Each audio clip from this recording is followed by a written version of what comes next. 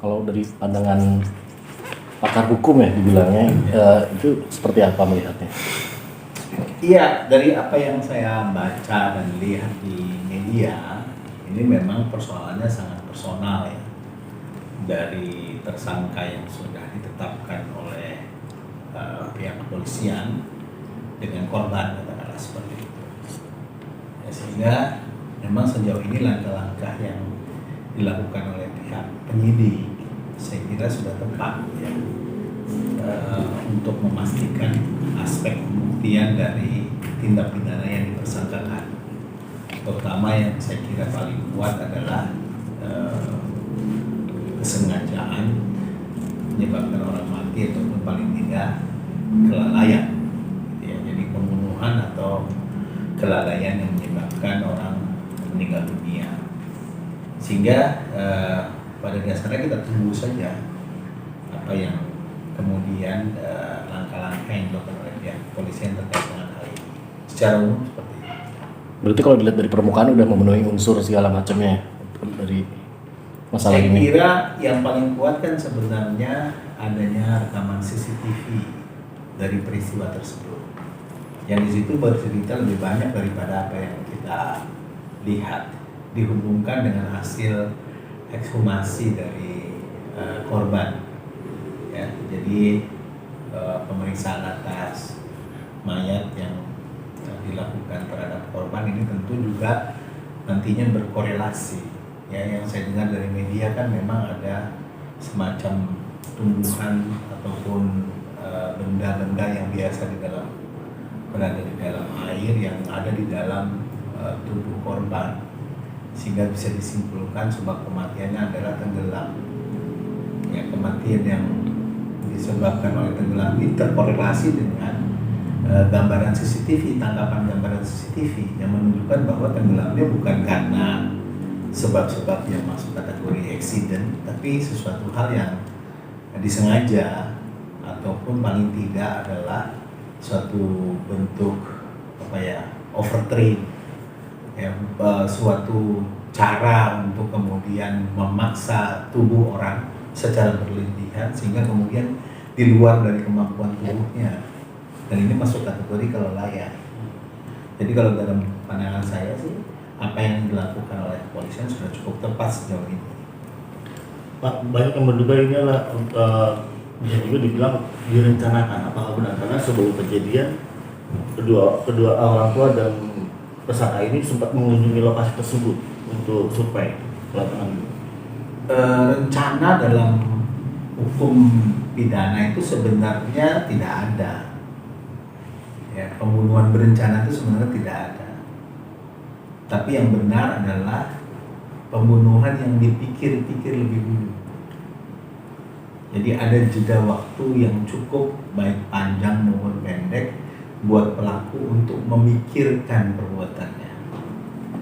Jadi kalau tadi dikatakan ada dua belah pihak, orang tua korban dan si tersangka ini katakanlah begitu, ingin merancangkan sesuatu, apa dasarnya? Karena perbuatan seperti itu terlihat sekali spontan. Apa yang terjadi di CCTV yang saya lihat ya, walaupun kadang-kadang kelihatan agak buram-buram sedikit, itu terlihat spontan yang terjadi pada waktu itu. Jadi tidak bisa diperluas persoalannya dengan peristiwa-peristiwa yang terjadi sebelumnya. Misalnya ada komunikasi antara orang tua korban dengan si pelaku ini, katakanlah seperti itu. Ya, saya kira tidak berkorelasi langsung dengan peristiwa yang ada seperti itu. Jadi tidak ada dasar untuk mengatakan ada rencana dalam hal ini. Kalau misalnya orang tua korban sebelumnya survei atau mengunjungi tempat yang kemudian menjadi tempat kejadian perkara, katakanlah seperti itu saya kira soal kebiasaan. Tinggal dilihat apakah yang bersangkutan memang biasa seperti itu. Misalnya mau mengajak anaknya jalan, dia lebih dulu googling. Sekarang untuk survei kan bisa saja googling dulu. Atau kalau kebetulan lewat di situ mungkin mampir di situ dulu. Itu biasanya bentuk dari proteksi seseorang, dan itu sesuatu hal yang tidak spontan. Selagi bisa dibuktikan itu memang biasanya kebiasaan dia seperti itu, saya kira tidak ada hubungannya dengan peristiwa ini. Beberapa katakanlah survei yang dilakukan yang bersangkutan ya, dan itu tentang kebiasaan saja. Jadi saya melihat tidak ada apa yang disebut dalam hukum namanya meeting of mind. Meeting of mind itu semacam kesepahaman antara kedua belah pihak nih. Karena si ibu korban ini kan tidak ada di lokasi, tidak ada di tempat, tidak berkontribusi terhadap terjadinya peristiwa. Jadi kalau mau menghubungkan dengan dia, pasti peristiwa-peristiwa sebelumnya yang menggambarkan ada meeting of mind di antara mereka, adanya kesepahaman di antara mereka. Dan itu apa yang saya baca, yang saya ketahui tidak ada yang terkorelasi, tidak ada yang terhubung dengan peristiwa itu. Bahkan malah sebaliknya, yang saya baca itu sempat, nanti kalau mau ke kolam renang tunggu saya dulu ya, kalau nggak salah seperti inilah kurang lebih ininya. Itu kan menunjukkan sesuatu hal yang menunjukkan bahwa si pelaku, si tersangka ini telah melampaui apa yang kemudian menjadi kebijaksanaan atau keputusan dari ibu korban. Jadi tanggung jawab pribadi dialah kenapa peristiwa itu sempat terjadi. Yang yang belum terungkap sampai sekarang sebenarnya kan motif. Kalau mau kita katakan ini pembunuhan, kan harus ada motif. Apa motivasinya? Gitu. Baik si pelaku, apalagi ibunya korban. Kalau mau menghubungkan ke ibunya korban, apa motivasinya? Ya. Jadi kontribusi perbuatan tidak ada, motif tidak ada, meeting of mind tidak ada. Jadi saya pikir sangat jauh kalau dikatakan ini ada persekongkolan, ada kesepakatan, ada permufakatan di antara ibunya korban dengan pelaku terkait dengan peristiwa itu. Apa yang ada di hadapan kita semua, mungkin juga apa yang ada di dalam hasil penyidikan pihak kepolisian adalah memang peristiwa yang terjadi dalam spot di kolam renang itu, ya, tidak terhubung dengan peristiwa-peristiwa lain terkait dengan hal ini. Saya kira seperti itu. Tapi Pak berarti dapat disimpulkan tadi omongan Bapak bahwa spekulasi liar nih di beberapa sosmed yang menyebutkan bahwa ada keterlibatan si ibu gitu terbantahkan ya Pak dari fakta-fakta yang selama ini ditunjukkan gitu. Ya spekulasi itu kan biasanya kerjanya infotainment. Kan gitu ya. Kalau orang hukum bicara soal fakta, jadi fakta-faktanya tidak menghubungkan gitu ya. Ya saya lihat ya, baca, dengar faktanya kurang lebih antara pelaku dengan ibu korban ini menjalin hubungan 2 tahun dan mereka sudah biasa pergi bersama. Si pelaku juga mempunyai anak yang sebaya katakanlah dengan korban yang biasa juga bergaul gitu. Nah itu fakta-fakta yang kita lihat, yang coba kita konstruksi secara hukum. Ya, kalau kita konstruksi secara hukum, peristiwa ini agak sulit untuk dikaitkan dengan adanya keterlibatan si ibu. Ya, walaupun ya spekulasi yang berkembang oleh kalangan media ataupun sementara orang mungkin berlatar belakang hukum juga gitu ya. Ya sebenarnya kalau apalagi profesinya advokat, kalau tidak ada hubungannya dengan perkara ini ya tidak relevan untuk mengomentari gitu. Kan gitu ya. Nah, gitu. Kalau saya memang tentu dalam kapasitas tadi diminta sebagai pakar gitu. Ada beberapa tahun yang lalu saya juga memberikan keterangan ahli terkait kematian seorang anak yang jatuh dari apartemen lantai 6. Anak seorang artis juga, begitu.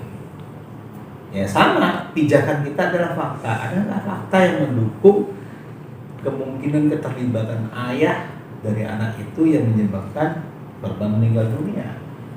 Fakta, bukan gosip, bukan spekulasi. Jadi faktanya sejauh ini tidak ada yang mendukung keterlibatan pihak lain selain yang sudah ditetapkan tersangka. Dan saya kira juga kepolisian juga tidak akan katakanlah punya kepentingan untuk katakanlah melindungi pihak tertentu atau misalnya menutupi keterlibatan pihak tertentu.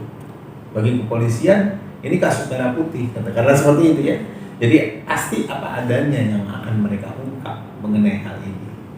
Dan sejauh ini masih menunjukkan adanya keterlibatan pembuat tunggal, yaitu tersangka itu.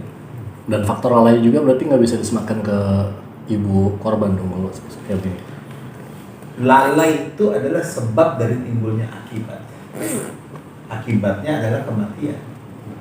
Jadi kalau dikatakan si ibu lalai, kelalaiannya yang mana?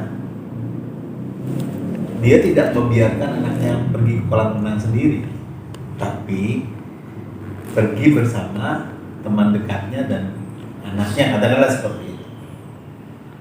Jadi baru dikatakan lalai kalau anak ini jalan sendiri ke kolam renang tanpa pengawasan ibunya, gitu loh. Sehingga kemudian karena tidak pandai berenang lalu kemudian tenggelam. Misalnya itu ada kemungkinan kelalaian seperti itu. Tapi ini pergi bersama seseorang yang cukup dipercaya, katakanlah seperti itu. Nah, lalu kemudian meninggalnya korban, kalau dari CCTV yang saya lihat kan bukan karena tenggelam, misalnya karena tidak cukup pandai berenang kan gitu. Ada intervensi fisik dari si pelaku terhadap tubuh korban yang menyebabkan kemudian yang bersangkutan berada dalam keadaan yang tidak leluasa sehingga kemudian berujung pada kematian yang bersangkutan. Jadi lalai di sini sebagai sebab dari timbulnya akibat, dan dari faktor-faktor yang ada, dari fakta-fakta yang ada tidak menunjukkan bahwa ibu ini lalai, dan gitu. Jadi, sehingga kemudian tidak relevan kalau si ibu dikatakan lalai karena menitipkan anak ini pada orang lain. Ini social issues. Ya, kalau ketika orang punya hubungan, ya pacaran kalau kita seperti itu ya, lalu kemudian minta tolong atau dimintai tolong atau menolong, itu kan sebuah hubungan sosial yang bisa terjadi pada siapa saja. Saya bisa melakukan hal itu, Anda kalian semua juga bisa melakukan hal itu. Hukum bicara suatu peristiwa yang unik sifatnya, bukan peristiwa yang general seperti itu. Yang general seperti itu adalah isu sosial. Ada orang yang ketika berpacaran begitu percaya kepada pacarnya, ada juga yang tidak, kan begitu. Dan itu bisa terjadi pada siapa saja, hal-hal seperti itu.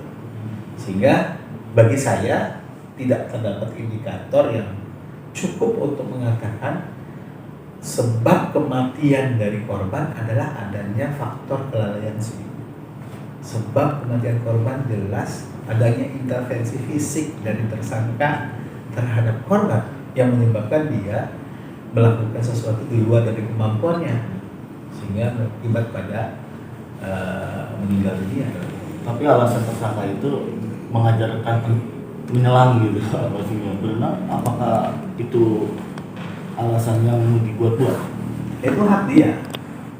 Orang akan cenderung untuk mencari alasan untuk menolong dia. Ya itu kan hubungan yang sangat pribadi antara dia dengan apa yang dia lakukan.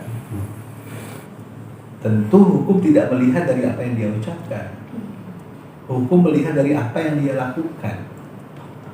Kan gitu. Kalau memang dasarnya adalah untuk melatih supaya kuat segala macam, ya tentu itu tidak bisa digeneralisasi pada setiap orang. Misalnya anaknya punya kemampuan seperti itu tidak bisa diterapkan pada semua orang.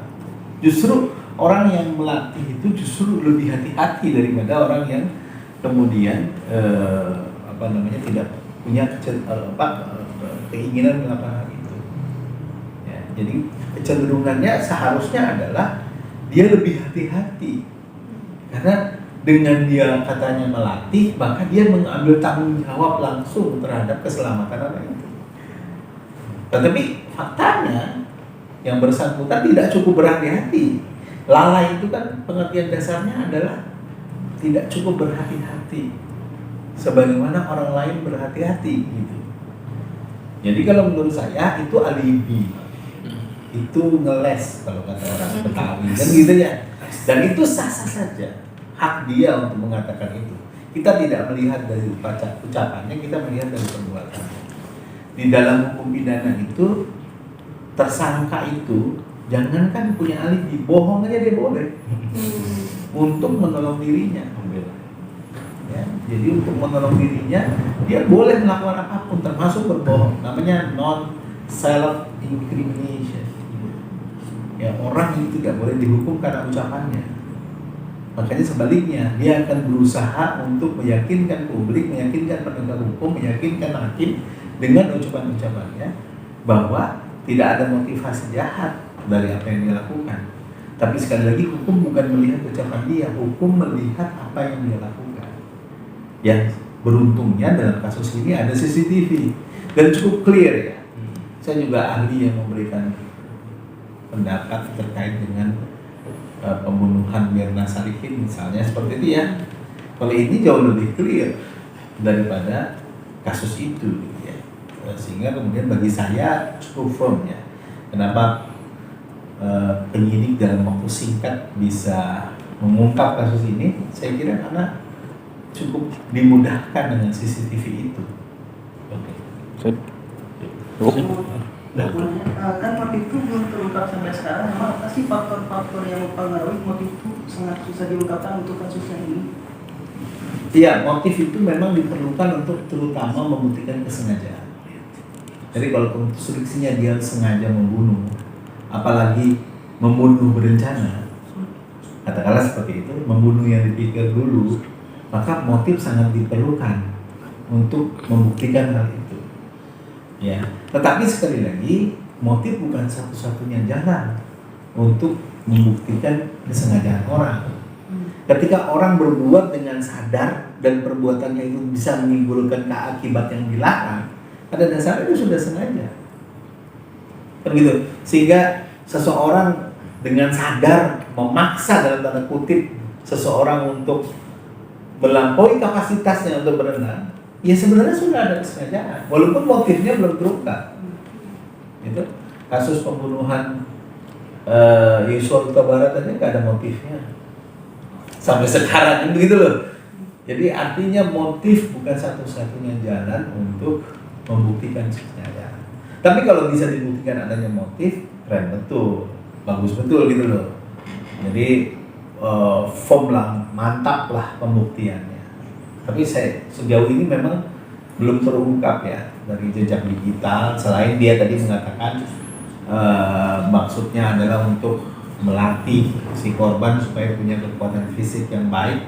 Ya kalau seperti itu motifnya benar atau terbukti seperti itu, maka bisa dikatakan hanya bentuknya kelalaian.